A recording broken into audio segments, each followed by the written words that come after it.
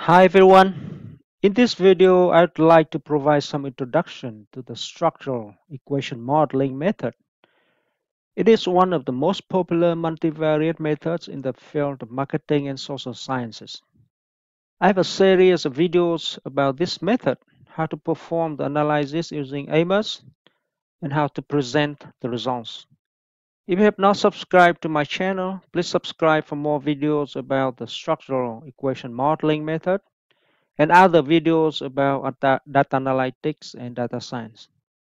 In my channel, I have numerous videos on qualitative data analysis, multivariate statistics, data mining, and decision sciences.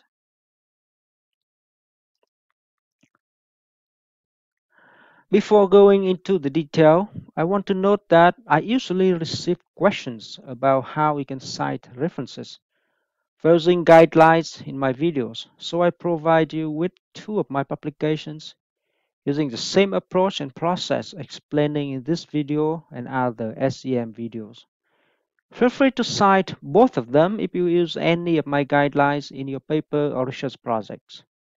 They are published in highly ranked journals in the field of transportation, decision science, and management. Structural equation modeling is a very popular multivariate method. So, what is it? I will provide you with some definitions of this method. Byrne 2016 defines structural equation modeling, or SEM, as a statistical methodology that takes a confirmatory approach to the analysis of a structural theory bearing on some phenomenon. Basically, she focuses on the confirmatory characteristic of SEM in testing theories. Hare et al. 2010 focus more on the detail of the method and its features. They define SEM as a multivariate technique combining aspects of factor analysis and multiple regression that enables the researcher to simultaneously examine a series of interrelated, interrelated dependence relationships among the measure variables and latent constructs, as well as between several latent constructs. This definition is very specific to the types of variables and relationships that we can test using this method. From my perspective, they are good definitions but may not capture the true nature of SEM. So I have a definition myself. I define structural equation modeling as a theory-driven multivariate method that tests, confirms, and explores fully structural interrelationships among observed variables and latent constructs in a complex research framework. In the next slide, I will go into detailed characteristics of SEM to further clarify the points in my definition. First, SEM is a theory-driven method. That means the research model must be constructed based on a theory or some solid theoretical foundation. We cannot just come up with a model from thin air or top of our heads. Unlike data mining, which detects unknown patterns from data, SEM research requires a theory or theoretical foundation to develop and justify the research model. Second, factors in the model must be pre-identified. Based on the theoretical foundation and literature review, we need to identify specific factors, also called latent constructs or constructs. We can choose to use factors as presented in the literature or adopt them from various sources and make necessary adjustments. I prefer the latter since studies are different, so using factors as they appear in the literature tend to raise questions about the contributions of our study and may cause issues with model fit later in the analysis process. Remember that even if our study shared some similarities with the literature, our research is still in a different context. Therefore, adjustments to the factors and their measurements measurement items are necessary to ensure the validity of our instrument. Third, relationships and hypotheses in the model must be pre-identified based on the theory and literature support. SEM usually deals with complex full structural models with many factors and observed variables and interrelationships among them. So we need to have literature support for each hypothesis we propose. Similarly, we do not suggest using all existing hypotheses from one or two particular existing studies. The common questions would be what value that our model can add to the body of knowledge. So, a good strategy is to start with the theoretical foundation and pre identify factors and develop meaningful and contributive hypotheses. On the other hand, we have to justify that our hypothesized relationships have something new and add value to the body of knowledge. On the other hand, we have to provide literature support for those hypotheses. To do so, we will need to review many relevant studies in other areas to provide support for our hypothesis. Fourth, SEM is a confirmatory method in the sense that it is used to test and confirm the proposed relationships in our model. At the end of the analysis, we will need to conclude which hypothesis is supported and which one is not supported. That means we can provide with evidence whether our proposed model is fully supported, partially supported, or not supported. Fifth, while SEM is primarily a confirmatory method, it still has the exploratory characteristic. This is a very interesting characteristic that I added to my definition, as I do not see it in other definitions. Note that the exploratory characteristic of SEM is very different from the exploratory characteristics of data mining or qualitative research. In the SEM process, there is a step so-called post hoc analysis, a model respecification. Basically, when we try to fit the model to the data and we find out that the model fit is not satisfactory, that means the residual is significant. In this case, we will perform a post hoc analysis by making changes to our model to find the one that best fits the data. This step could involve removing one of several questions, items, or even a factor. We can also identify a new relationship or remove one or more hypotheses. This is an iterative process and we make changes to the model one at a time. It is an exploratory step to explore, revise a new model. The key is that whatever changes we make to the model still need to be supported by theories or literature. We do not modify the model entirely based on the data.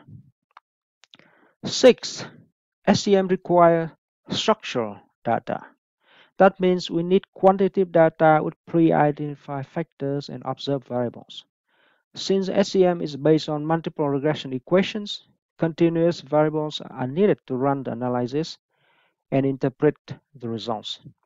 SEM does not work well with categorical variables. Due to this characteristic, most SEM research uses the survey method because the researcher can predetermine the factors and question items before collecting the data. In other words, they have more control on the variables included in the model. Talking about variables, let's define different types of variables in the SEM. Two primary types of variables in SEM are observed variables and latent variables. Observed variables, also called measure variables, is the observed or measured values of a specific item or question obtained directly from respondent in response to questions such as in a questionnaire or from other type of observation. In other words, if you conduct a survey, The values you receive for the questionnaire items are the observed variables. On the other hand, latent variable, also called latent construct or factor, is an operationalization of a theoretical construct that is unobserved and cannot be directly measured, but can be represented by one or more observed variables. The common name for this type variable is factor or construct. Since a construct or factor captures a concept, it cannot be directly observed with one item. For example, safety culture is a concept, and we have to measure it with several items from different perspectives. So it is a latent variable, not observed variable. It's important to understand the differences between these two types of variables because in SEM research, we test the relationships among latent constructs and use observed variables to measure each construct. I will give you an example in the next slide. Among latent variables themselves, there's two types of variables. Exogenous latent variable is a latent construct that is synonymous with an independent variable and can have effects on other latent constructs. In other words, this is a construct that can have an influence on one or more other constructs. Note that it can be influenced by another construct as well. On the other hand, endogenous latent variable is a latent construct that is synonymous with a dependent variable and is influenced by other exogenous latent constructs in the model. Note that this type of construct doesn't have any influence on any other construct. Let's look at an actual example from my paper published in Journal of Enterprise Information Management in 2019. The model is simple, so it is easier to follow. First, we can see three latent constructs in this model: e-procurement participation, e-procurement distrust, and supplier integration. Though those constructs are not directly measured or observed since they capture specific concepts in the topic. For each construct, we have numerous observed variables that measure or attribute that construct.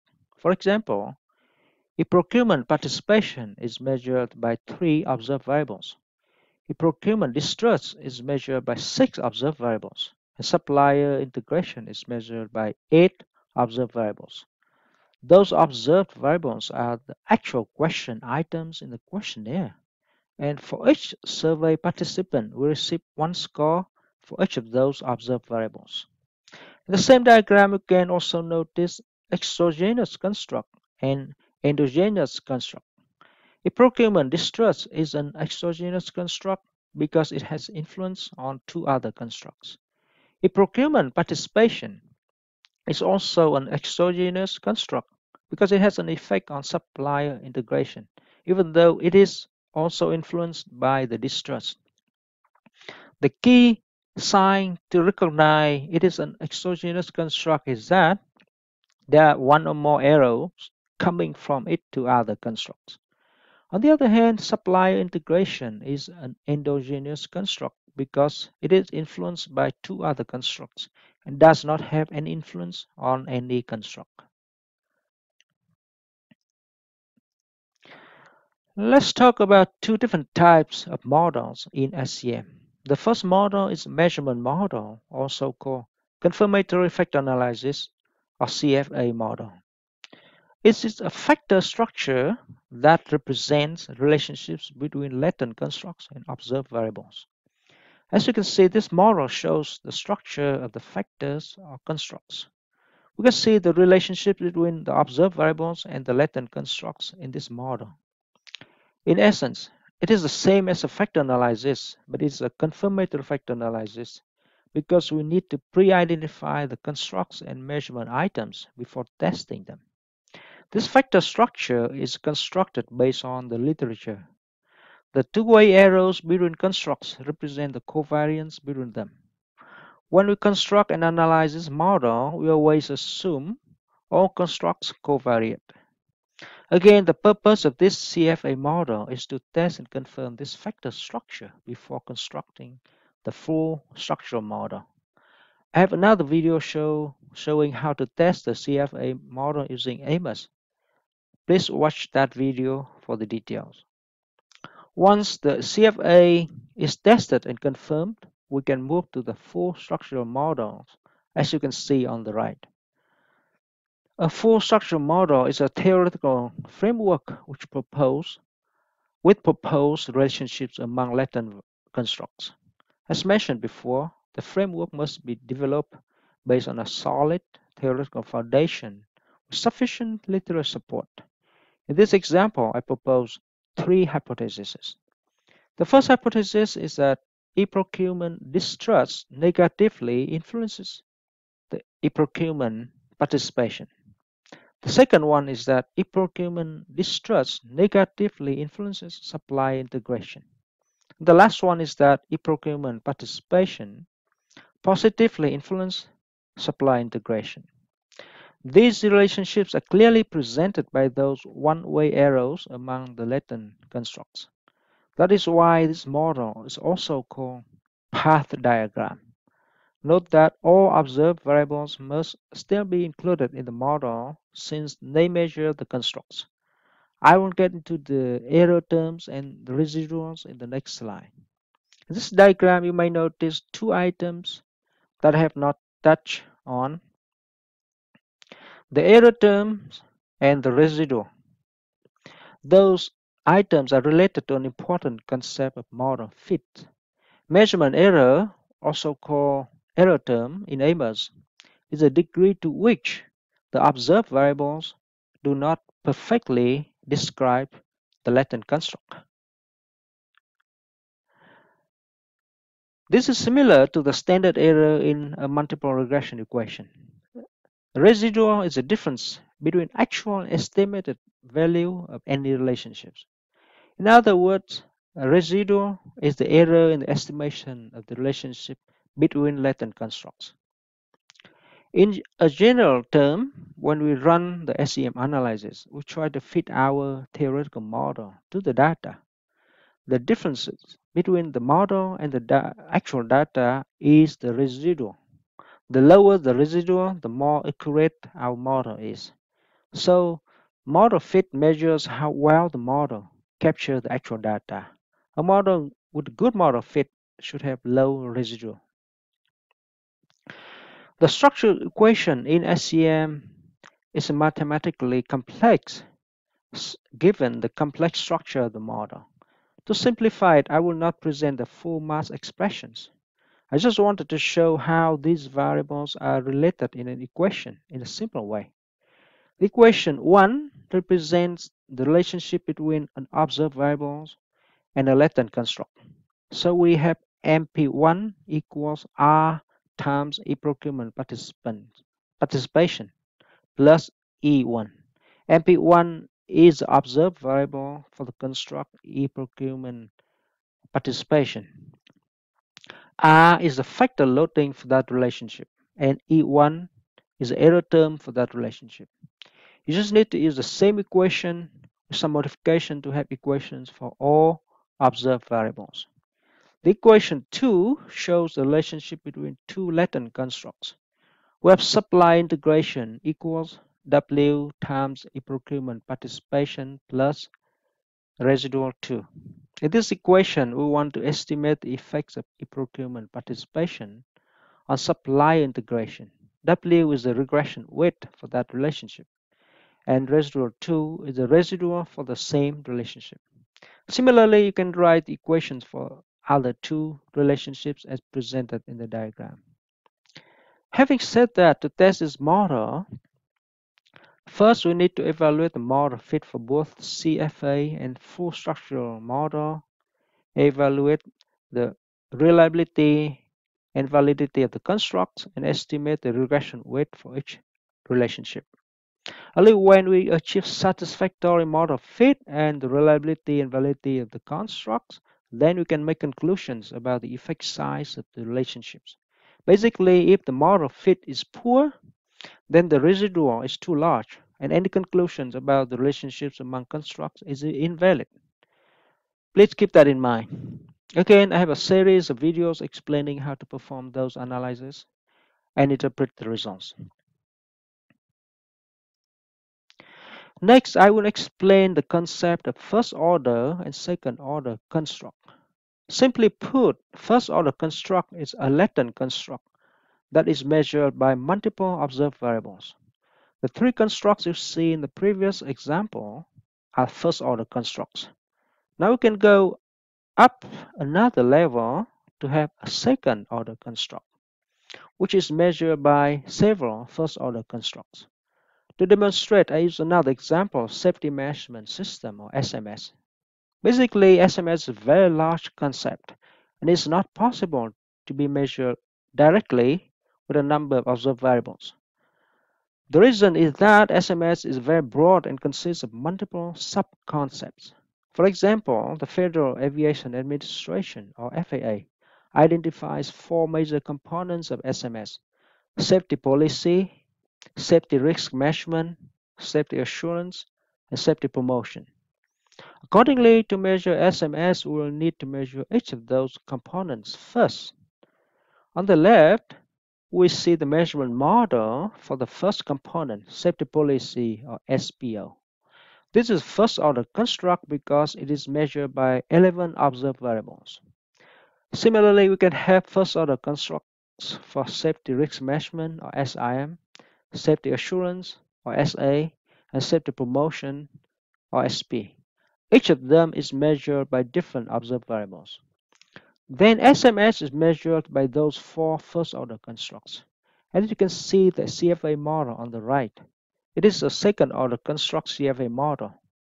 It is not uncommon to see this type of second order construct second order construct in the literature, especially when researchers examine some very broad concepts.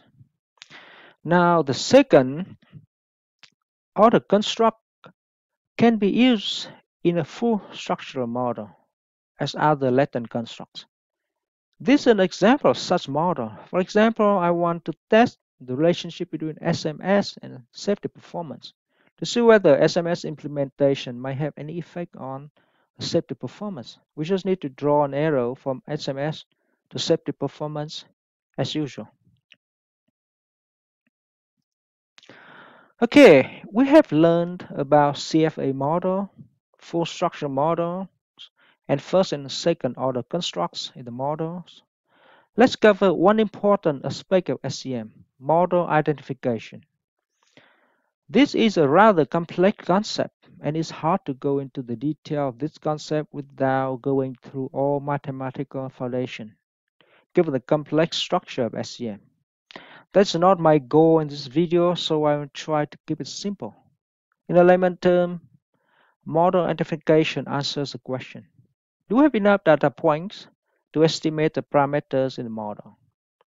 In essence, data points are the total number of variants and covariants of observed variables, and parameters are the total number of coefficients that need to be estimated in the model.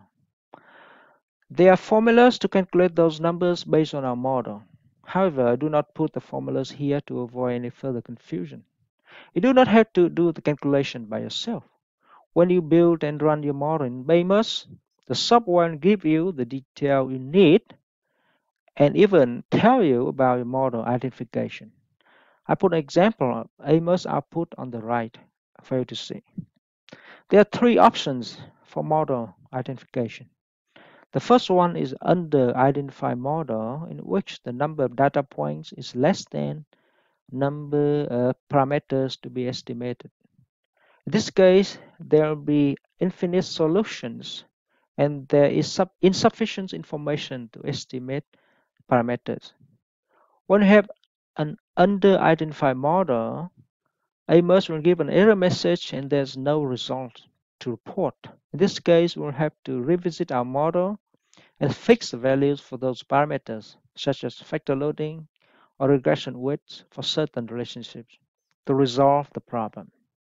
AMOS will let us know how many parameters that need to be fixed, and then we need to examine our parameters and select the right ones and fix them with the value of 1.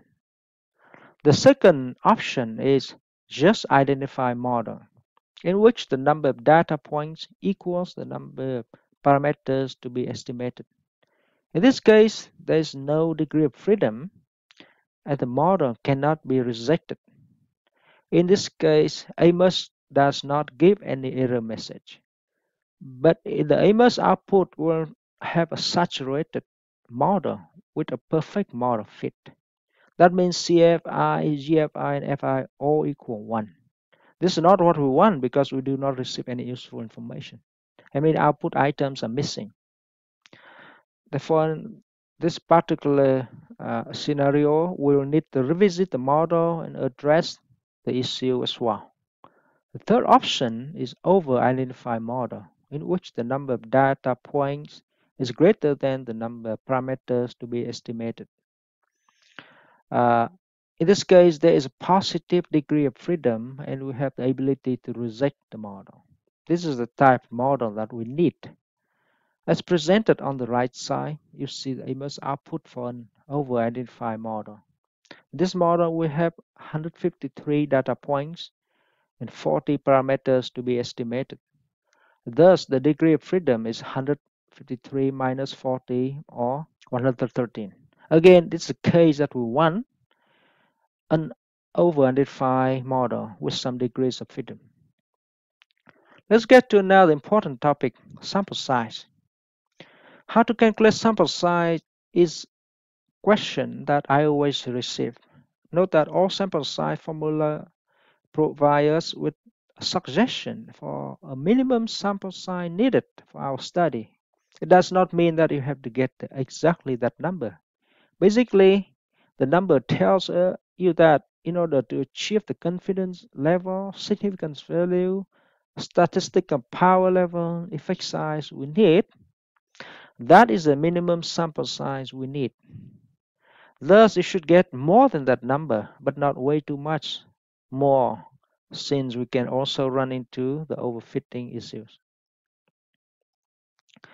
There are two typical ways to determine the minimum sample size that we need.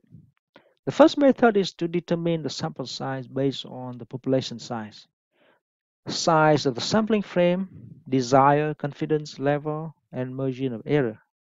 This method is usually used for survey research in which we may have a very large target population and we want to know how many responses we should receive.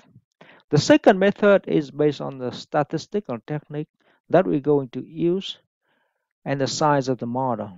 This method helps you identify the sample size you need to detect the correlations with the desired significance level based on the statistical technique and the number of variables. So it's not really about the size of the population size. Having said that, ANOVA will have a different sample size requirement than multiple regression or logistic regression, etc.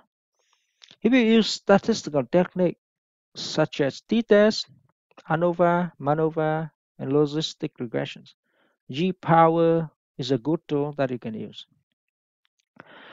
This method is more popular than the first one because it will guarantee that you will achieve the statistical power and significance level for the selected statistical technique. For the first method, if you have a smaller population size, you may end up with a rather small sample size. Thus, does not meet the requirement for the statistical technique. I recommend trying both and select the larger sample size to use in the study. For the SEM studies, I strongly recommend using the formula developed by Westland 2010 as presented in this slide. The formula is rather complex as you can see, so I won't try to explain it. You're welcome to read this paper though. The key point in here is that this formula calculates the minimum sample size for SEM based on the number of latent constructs, number of observed variables, anticipated effect size, desired statistical power level, and probability level or significance level. So you may ask, how do I perform the calculation with such a complex formula? Don't worry, there's an online tool developed by Daniel Soper using the exact formula. This is a link to his website and SEM sample size calculator. This is a snapshot of the calculator. You can see that Westland's formula and reference are provided here. The tool is very easy to use. Once you have all information, you just need to enter the numbers and click calculate.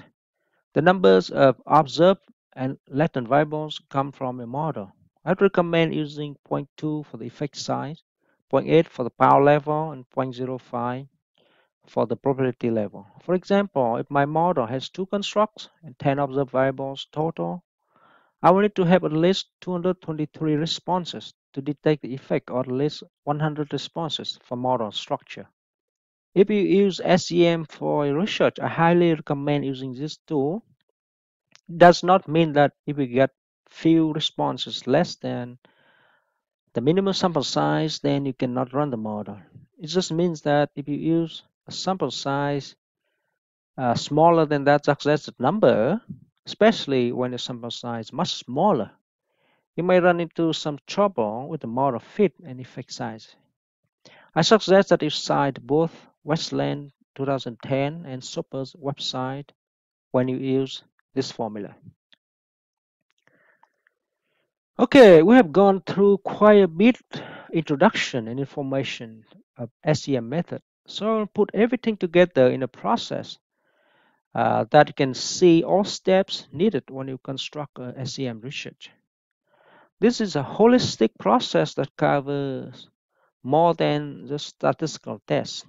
If you follow these steps closely and carefully, you should be able to produce a good SEM study and get it published in a good journal. The first step in conducting a SEM research study is to identify solid research topic with a clear research problem, research questions, and purpose of study.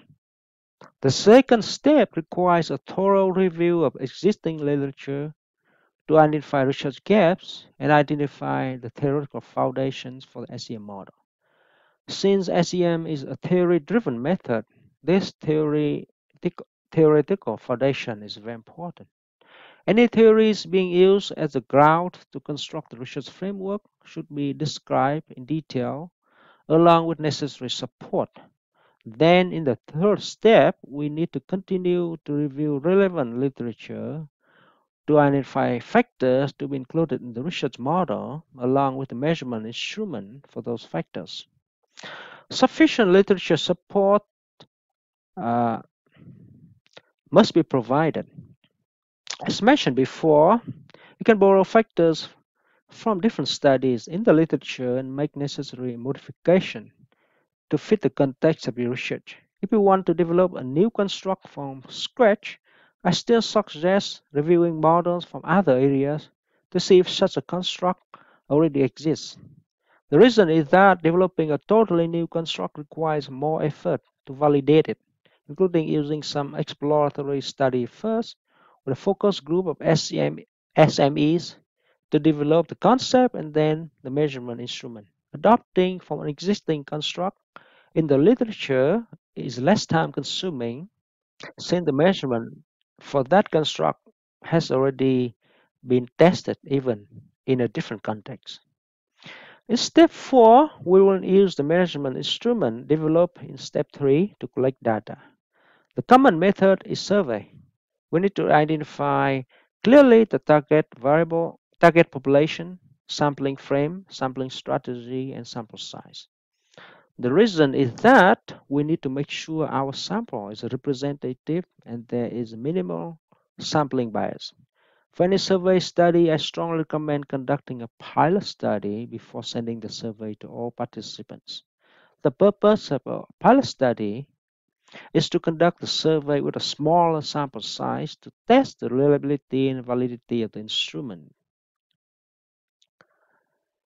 before conducting a larger scale survey.